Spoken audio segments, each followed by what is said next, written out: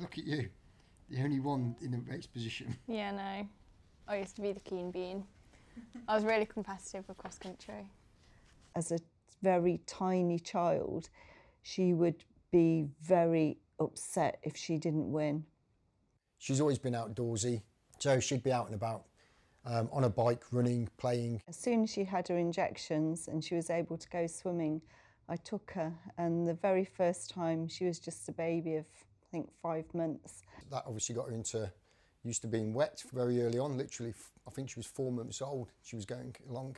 From then on, I took her swimming every single week. And then I was down the running club, Coventry Godiva Harriers, which my dad was a member of before myself, and Sian used to come along and they kind of let her get involved in the kids group from an early age.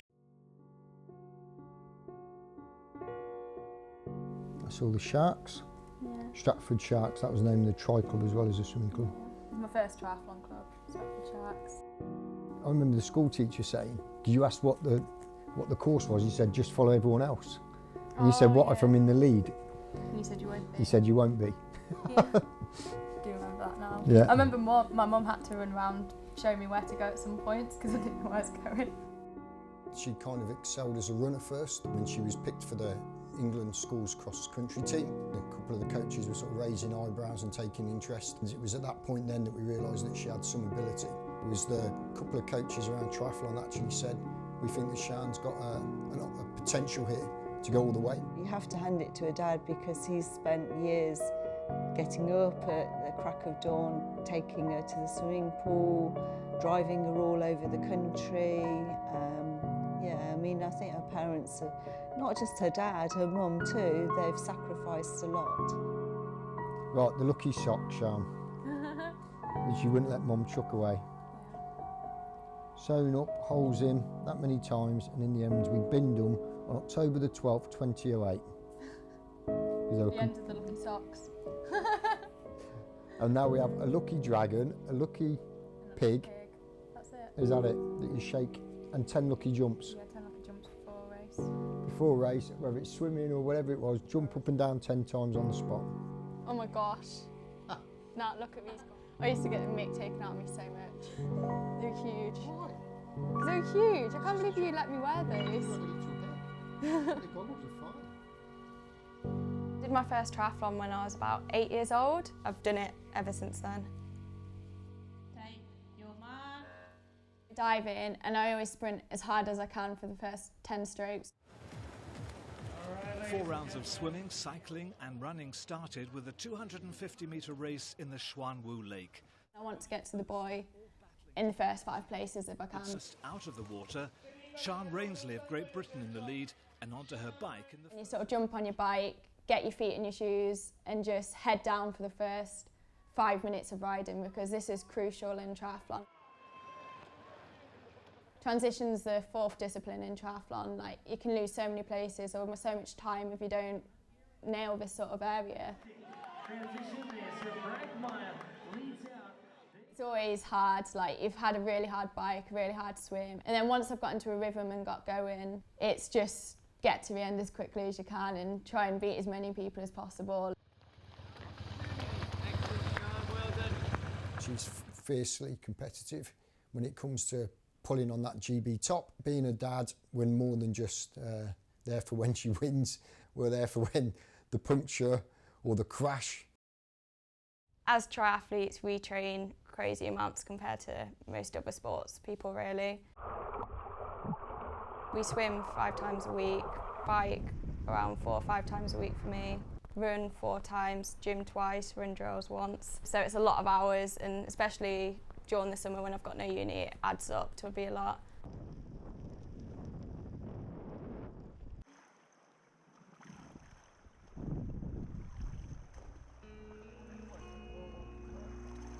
It's around sort of January 2016. I was away on a sort of triathlon weekend with all the funded athletes. We were all sort of there mountain biking, and I was sat in these meetings, and I just remember getting these awful, horrendous stomach cramps. And I just remember in one meeting it got to the point, and I was sort of curling over in a way, and I just said to someone, I was like, I can't sit here anymore. I was like, I'm in too much pain. I I'd had a crash whilst I was out mountain biking, and I said I don't know if I've like ruptured something. I just kind of thought I'd injured myself somehow, but quite badly. I could tell she was in pain, but again she tried to put on a brave face to me, and it didn't. To me, it didn't sound as serious initially, and then obviously when it started to get worse, I was worried. People were just saying, oh, she's just eating something a bit funny and trapped wind and stuff, and I just remember sitting in my room thinking they have no idea sort of how much pain I'm in right now. Like, I'm not just sort of saying this when it's nothing. Kay and I were sat at home and the phone rang late on a Sunday night and Sian was on a training camp. She just said, Dad, I've got a problem. And I said, what do you mean you got a problem? She said, I'm bleeding. I started getting a lot of blood clots and stuff and things when I was going to the toilet, and I just knew then. And I remember FaceTiming my mum, and she was just like, Sian, please get some help, like, you're ill. It's out in Spain, I saw a doctor and they thought it was food poisoning. And then obviously I came back to the UK. We met a lady consultant up in Harrogate. I hadn't told my parents how bad it had been getting. I knew it was a lot worse than I'd sort of told them. They didn't expect anything really, I don't think, as bad as it was. British Triathlon had private health for all their athletes, so she could get sort of rushed along a little bit. You see the adverts on TV where you sat there and you see them get told, and I was thinking, oh my gosh, I'm about to be one of those, just somebody's about to be told they've got cancer. And then confirmed it, as they have to do obviously, that it was Crohn's. So I was obviously like really relieved at that point in time. We knew they could start to fix her, and that was all we were thinking about at the time really. So my mum was obviously like, my mum was really, really upset at the time. But yeah, sorry. My dad, yeah, they were fine. I was just so grateful I had my parents obviously there for me. She thought the worst at times, and when I heard it was Crohn's, I was like, oh, it could have been a lot worse. But now looking back, it can still be quite serious. It's a lifelong illness and there's no cure.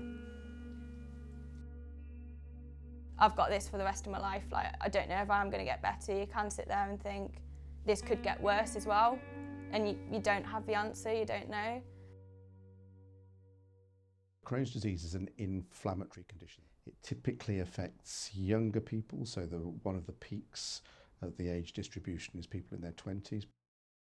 If I do flare up, even though I'm on these medications, I go on to the suppositories, which is one of the lower doses. Because I'm on the flare up by this point, I normally get put onto a steroid, about 8 tablets a day, and you decrease sort of every week. So it'd be first week it's 8 tablets, second week it's 7 tablets, and then so on all the way down.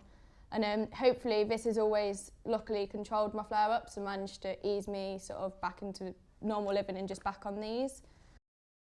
All the drugs that we use have side effects. Generally, we have a strategy to try and reduce steroid use. One of the reasons for that is steroids have the side effects, particularly of weight gain, particularly around the face and trunk, and sometimes muscle weakness with that as well.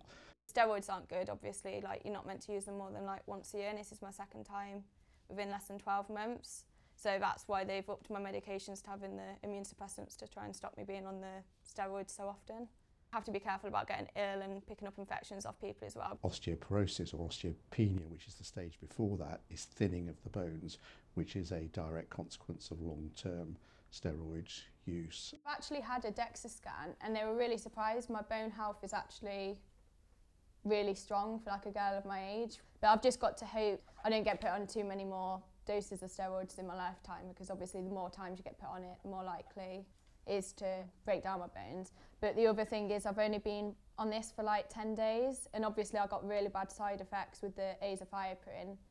So it's 50-50 whether these will bring the side effects or not, and if not, I'll have to go into have a drip. We know lots more about it than we used to, but with that, we've moved towards new treatments, but not really towards a cure.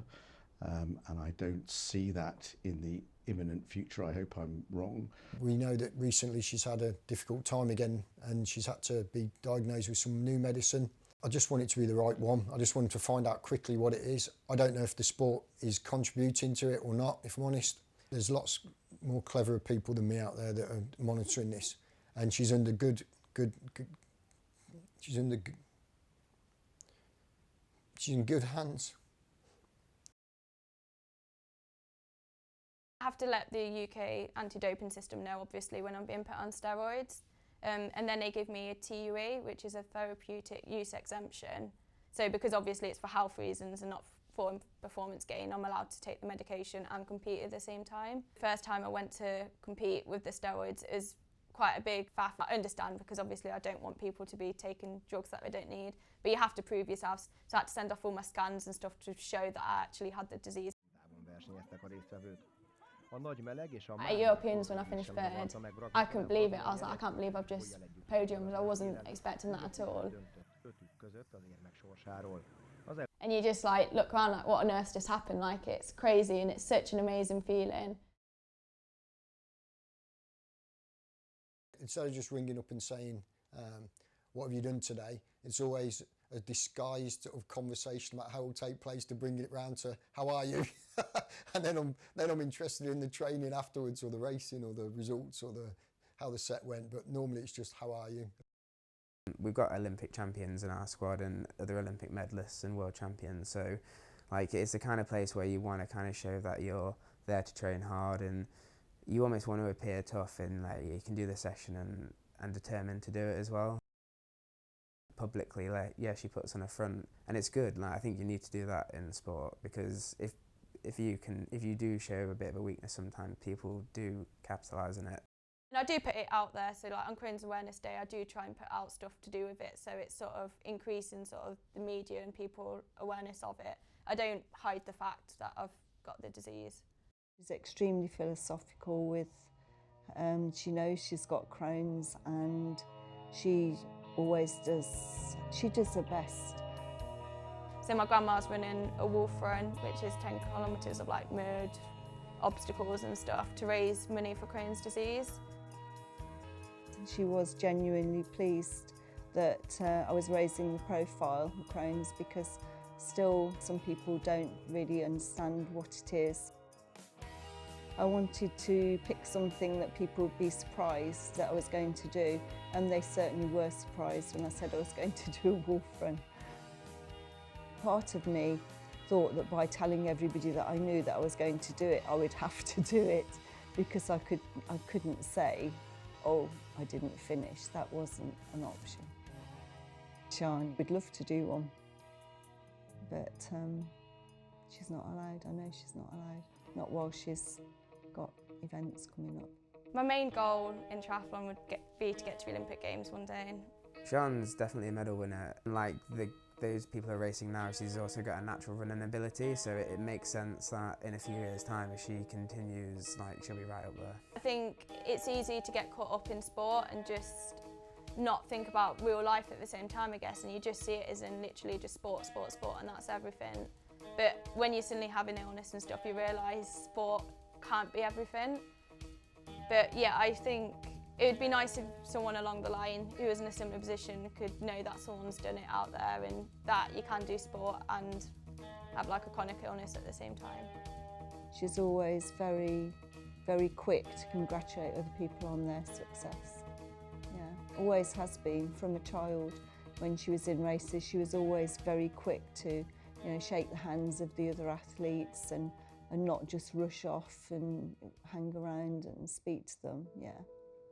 I've got great admiration for her. If it wasn't for triathlon, she wouldn't be the woman she is now, today, if I'm honest. So I think that she needs to do what's right for her, and I'm very supportive, whatever decision she makes. And if that was to